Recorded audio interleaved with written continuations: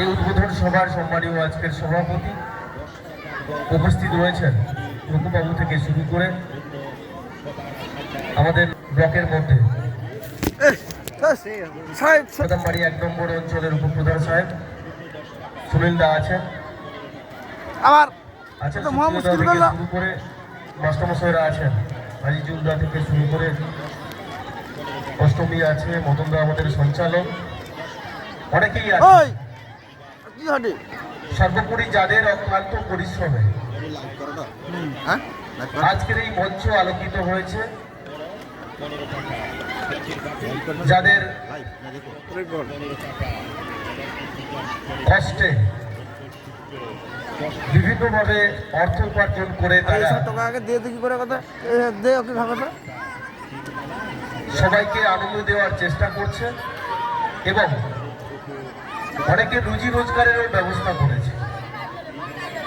সেই Indian star ক্লাবের সভাপতি সম্পাদক থেকে শুরু করে সমস্ত মেম্বার এবং যারা এই ক্লাব ভালোবাসেন, এই ক্লাবের সঙ্গে যারা ওতপ্রোতভাবে জড়িত আছেন,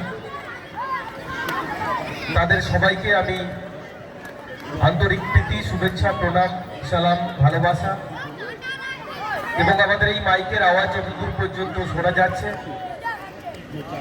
সর্বস্তরের মানুষকে আমি আমার পক্ষ থেকে নতমস্তকে প্রণাম, সালাম, শুভেচ্ছা, অভিনন্দন। ইংরেজি শুভ নববর্ষের শুভেচ্ছা জানাই। সর্বোপরি একটা কথা আপনাদেরকে আমি বলি যে ইন্ডিয়ান স্টার ক্লাব প্রত্যেক বছরের ন্যায় এবছরও তাদের ধারাকে অব্যাহত রেখেছে।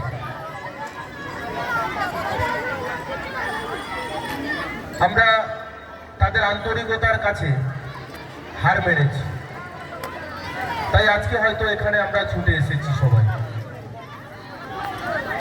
আমি এইটুকু বার্তা আপনাদেরকে দিতে চাই, যারা আমাদের ইন্ডিয়ান স্টার ক্লাবের মধ্যে জড়িত আছেন এবং মাইকের আওয়াজ শুনতে পাচ্ছেন, যে বার্তাটা স্যার দিলেন আমি এই একই বার্তা আপনাদের কাছে দেব। ধর্ম যার যার, উৎসব সবার, ধর্ম নয় আমাদের কর্মে পরিচিত হওয়া চাই। তাই যে যাই বলুক না কেন, যে যাই করুক না কেন, আমাদের একটাই উদ্দেশ্য থাকবে, আমরা ভারতবাসী, আমরা পশ্চিম বাংলার মানুষ, আমাদের যে মন্ত্র দিক না কেন, আমরা সবাই যেন একে অপরের সঙ্গে ওতপ্রোতভাবে ভ্রাতৃত্ববোধ বজায় রেখে চলতে পারি। এটা আমাদের ঐতিহ্য, এটা আমাদেরকে রক্ষা করতে হবে। এই খেলা মেলার মধ্য দিয়েই আমাদের ইন্ডিয়ান স্টার ক্লাব সেই বার্তাটা পৌঁছে দিতে চাইছে, তাই হয়তো আজকে আমরা এখানে উপস্থিত হয়েছি। তাই সবাই ভালো থাকবেন, সুস্থ থাকবেন, আপনাদের আগামী দিনগুলো যেন ভালোভাবে কাটে, সুস্থভাবে কাটে, এইটুকু আশা রেখে ঈশ্বর আল্লাহর কাছে প্রার্থনা করে আমি আমার কথা শেষ করছি। নমস্কার। মাননীয় রবীন্দ্রনাথ মহোদয়কে ধন্যবাদ জানাই, তিনি আমার কথা রেখেছে, খুব সংক্ষিপ্তভাবে বলেছেন। এরপরে খরচবহুল সহযোগিতা করছে, সেই সহযোগিতা আপনাদের কাছে। ময়দান বিগত দিনে কি ছিল, আজও এখন মেলায় ভরে গেছে, সেই অনুষ্ঠান চলছে, চলতে থাকবে। আমি কি আর বলবো, যদি আপনারা শুনে থাকেন আমাদের সুভাষবাবু নারায়ণ, আপনি চলতে থাকুন। এবং যে কথা বলেছে সত্যি, আমাদের সততা যদি থাকে, আমাদের হাসি মুখ থাকে, তাহলে আমরা সবাই মিলে পরিবেশন করুন।